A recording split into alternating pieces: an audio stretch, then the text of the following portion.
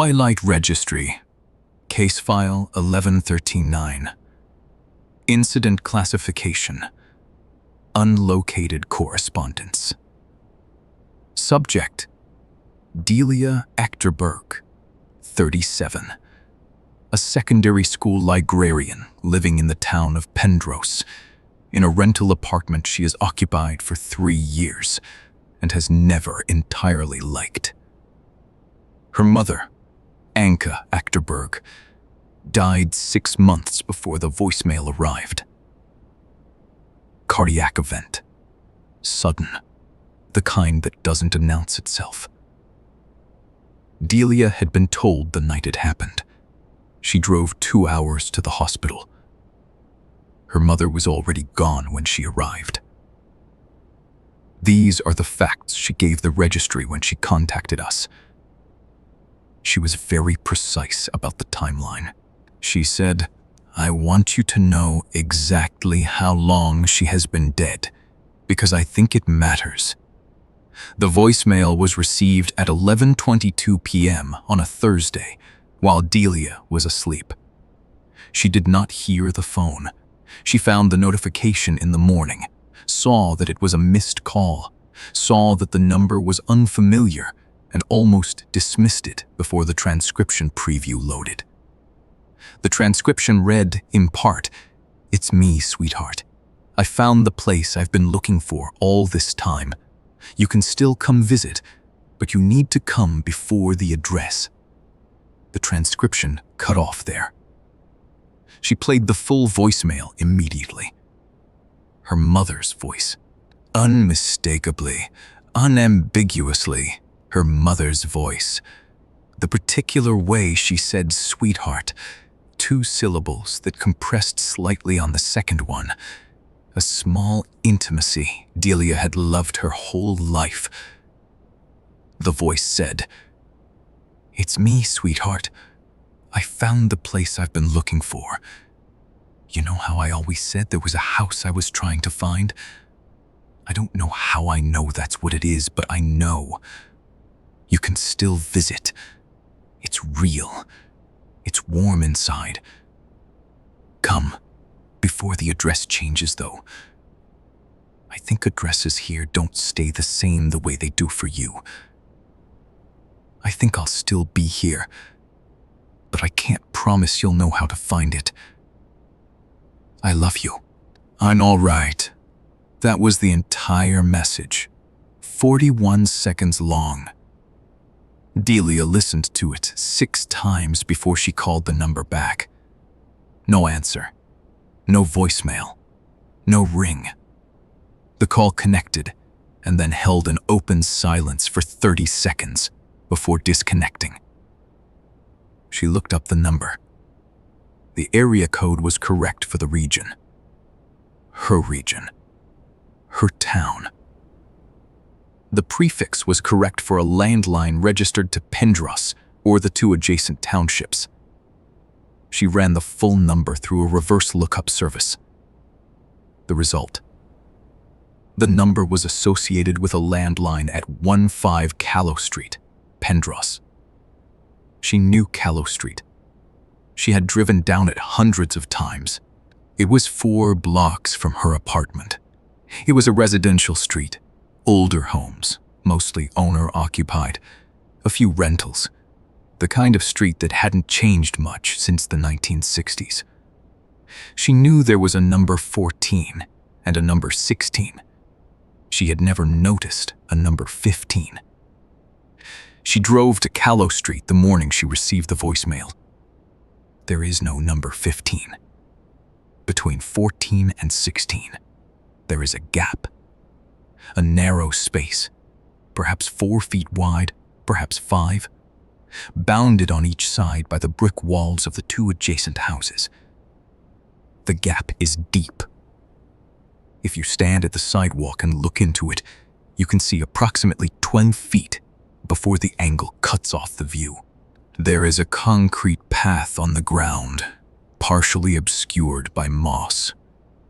The concrete path leads further back than the gap should be able to contain. At the visible end of the concrete path, There is a step. One step. Cut stone. Leading up to nothing visible. Delia stood at the mouth of the gap for a long time. She did not go in. She says she wanted to, and she says she didn't. And she says both things were true at the same time and she couldn't resolve them into a decision. So she stood there until a neighbor came out to walk a dog, and she felt too visible and walked away. She went home. She listened to the voicemail again. Her mother had said, "You know how I always said there was a house I was trying to find?" Delia told the registry. She did. My mother talked about it my whole life. She said she used to have dreams about a house she had been to once when she was very young, before she could have had a memory of a real place. A house that felt like it was the most itself of any place she'd ever been in. She said it was the house the word home came from. She spent her whole life half looking for it. She never found it. She died thinking she never would. Delia went back to Callow Street on 3 separate occasions over the following week.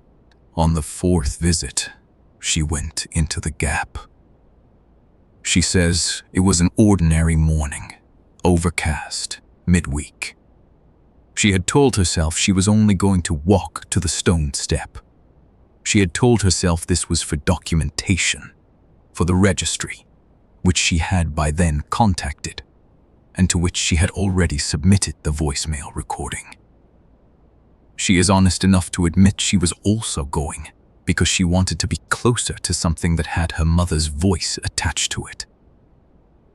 She reached the stone step in 4 paces.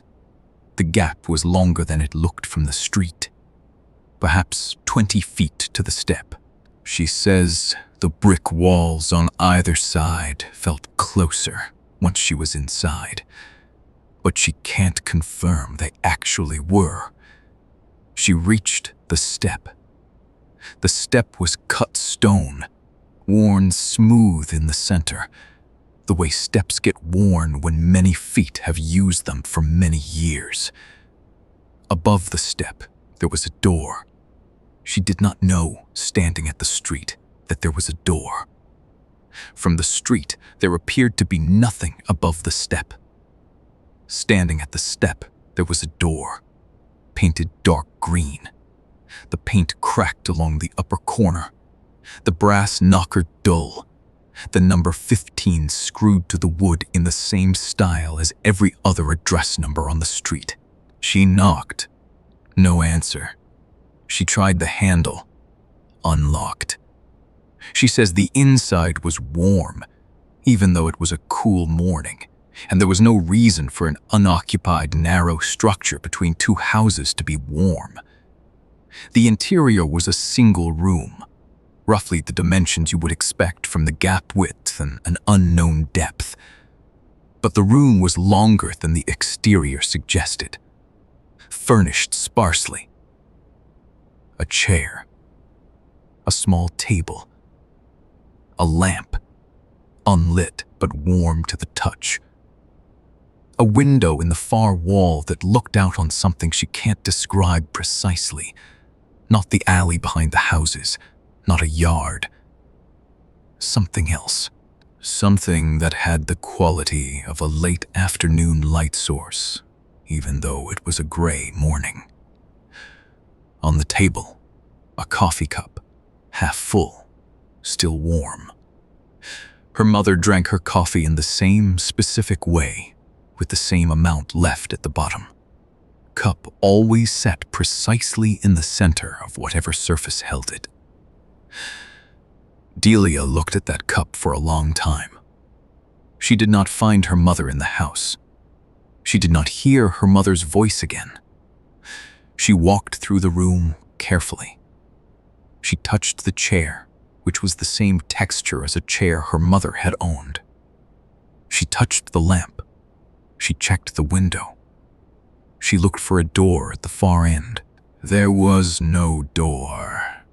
There was, in the corner near the window, a small stack of library books, the kind with the call number stickers on the spine. The books were overdue. The due date stamps were in Delia's mother's name. The last due date was 5 days after Delia Achterberg's death. Delia took one photograph of the room. She took one photograph of the coffee cup. She took one photograph of the library books. Then she left. And she did not touch the cup because she said it felt like it would be wrong to move it. She walked back down the gap to Callow Street. She says, when she reached the sidewalk and turned around, the gap was 4 feet wide, and the concrete path led to a mossy back wall, and there was no step, and there was no door. She walked back in 2 steps to where the step should have been. There was no step.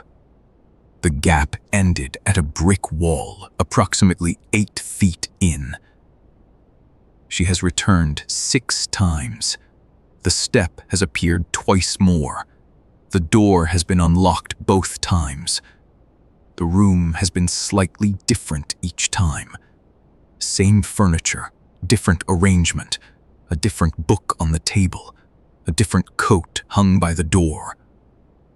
The coffee cup is always on the table. The cup is always half full.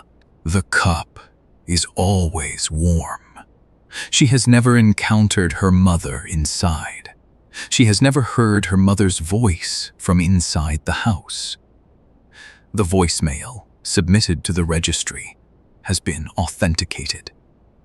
The voice is consistent with recordings of Delia Achterberg. The call's metadata places the origin at the Callow Street landline number.